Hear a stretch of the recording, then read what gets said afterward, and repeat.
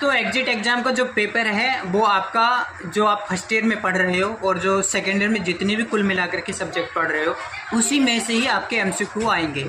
और आप सभी छात्रों को पता भी है कि आपका फर्स्ट ईयर के सिलेबस में और सेकेंड ईयर के सिलेबस में सभी सब्जेक्टों में आपके एमसीक्यू क्वेश्चन है।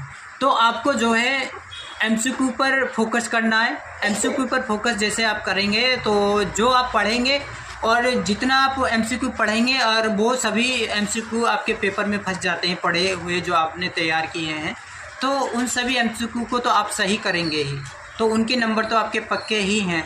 लेकिन कुछ एमसीक्यू ऐसे भी आ जाते हैं जो आपने तैयार नहीं किए हैं और वो आपके एग्ज़ाम में आ गए। तो मैं आपको बताना चाहूँगा कि एमसीक्यू कुछ ऐसे आ जाते हैं जो आपने पढ़े नहीं हैं, तो उन एमसीक्यू को आप किस प्रकार से तैयार करें कि जो आपके एमसीक्यू आपके सिलेबस में क्वेश्चन के बेस पर सिलेबस में नहीं है। तो एमसीक्यू बेस जो आपके नए क्वेश्चन अगर आपके एग्जिट एग्ज़ाम में आ जाएं तो उनको आप कैसे बना सकते हैं। तो यहाँ पर मैं एक चीज़ आपको क्लियर कर देता हूँ। जो आपका एमसीक्यू होता है, एमसीक्यू जो है आपके टॉपिक, अगर आप कोई टॉपिक क्लियर करते हो टॉपिक में से ही आपका एमसीक्यू बन जाता है। बहुत सारे एमसीक्यू आपके टॉपिक में से ही बन जाते हैं।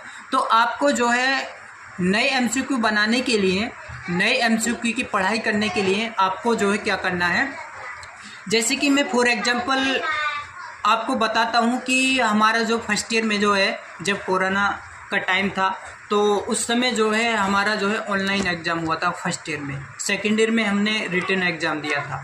तो जब हमने कोरोना में फर्स्ट ईयर में ऑनलाइन एग्ज़ाम दिया था, तो ऑनलाइन एग्ज़ाम जब हमने दिया था तो हमारा फर्स्ट ईयर और सेकेंड ईयर में किसी भी प्रकार के कोई भी एमसीक्यू बेस पर क्वेश्चन सिलेबस में नहीं थे।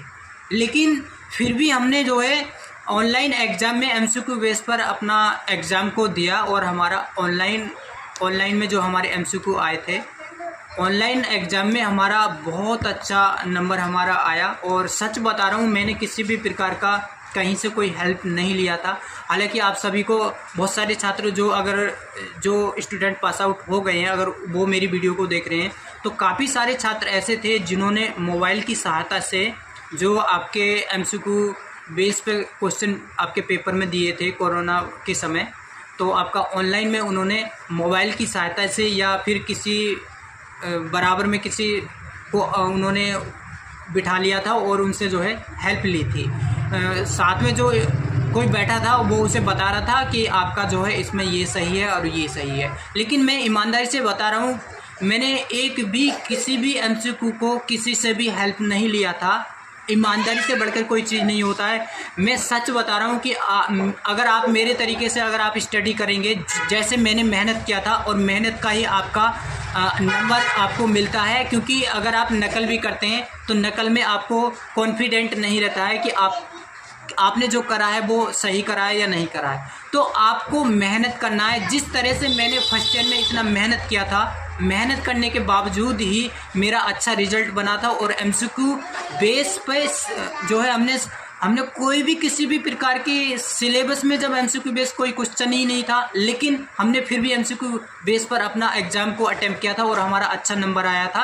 तो एमसीक्यू जो बनता है, जो आप स्टडी करते हैं, आपके सिलेबस में जितने भी टॉपिक हैं, प्रत्येक चैप्टर में जितने टॉपिक हैं, उन सभी टॉपिक में से जो है आपका एमसीक्यू बन जाता है। तो कुल मिलाकर के मेरा कहने का मतलब ये है, आप जो है अच्छे से पढ़िए।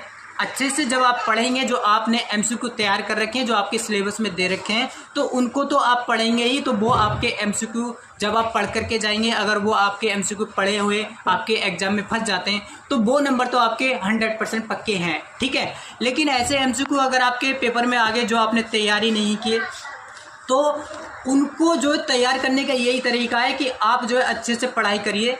आप जो है प्रत्येक टॉपिक को अच्छे से पढ़िए, ध्यान से। जो मैं बता रहा हूँ, जिस प्रकार से मैंने मेहनत करके किसी भी प्रकार का कोई नकल ना करके मैंने फर्स्ट ईयर में ऑनलाइन का एग्ज़ाम दिया था, और मैंने जो है एमसीक्यू पर तैयारी नहीं किया था, लेकिन फिर भी मैंने जो जितने भी टॉपिक थे उन्हें अच्छे से तैयार किया था। और ऑटोमेटिकली जो टॉपिक मैंने तैयार किया था उसी में से हमारा एमसीक्यू बन गया था। ठीक है, तो आप जो है अगर पढ़ेंगे, अच्छे से तैयारी करेंगे तो आप जो है एग्ज़ाम को अच्छे से अटेम्प्ट कर सकते हैं और आपके एग्ज़ाम में 100% जो अच्छे ही नंबर आएंगे। आप पास होने की बजाय आप अच्छे नंबर भी प्राप्त कर सकते हैं।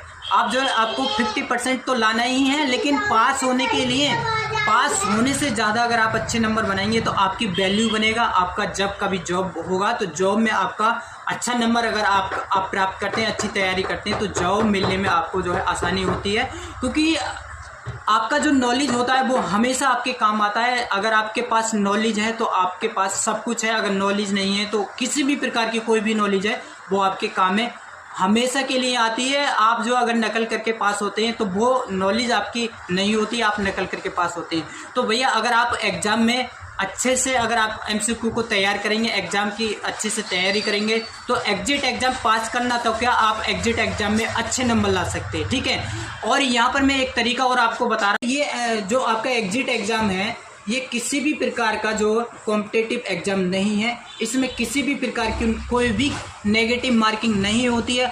आपको 1 से लेकर 100 तक जितने भी एमसीक्यू आएंगे सभी को सॉल्व करना है। जितने आपने तैयार किए हैं उनके नंबर तो आपके पक्के हैं, और जो बच जाते हैं कुल मिलाकर के आपको उनको भी तुक्का मार के सॉल्व करना होगा।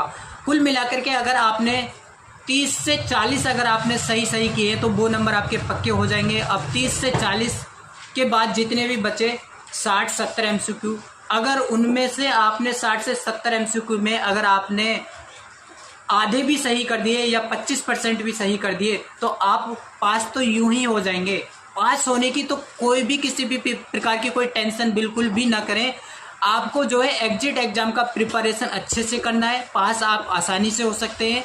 पास होने की कोई टेंशन आपको लेने की ज़रूरत नहीं है, बस आप तैयारी पर लग जाइए, क्योंकि इस समय आपका सबसे पहले डी फार्मा का एग्ज़ाम देना बहुत ज़रूरी है और डी फार्मा को क्लियर करना बहुत ज़रूरी है। डी फार्मा को पहले पास आउट करिए, उसके बाद ही तो आपको एग्जिट एग्ज़ाम देना है। अगर आप डी फार्मा का एग्ज़ाम अगर आप पास कर लेंगे तो 100% एग्जिट एग्ज़ाम तो क्या, आप जो है एग्जिट एग्ज़ाम में अच्छे नंबर लाएंगे। एग्जिट एग्ज़ाम पास करने की तो बहुत दूर की बात है, एग्जिट एग्ज़ाम में आपका बहुत ही अच्छा नंबर बनेगा।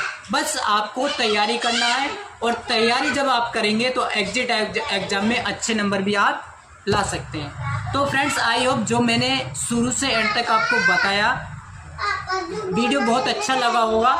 तो ऐसे ही लेटेस्ट वीडियो अगर इन फ्यूचर में आप पाना चाहते हैं तो आप मेरे चैनल से जुड़ जाइए। आज की इस वीडियो में बस इतना ही, तो फिर मिलते हैं किसी नेक्स्ट वीडियो में। सी यू अगेन, बाय।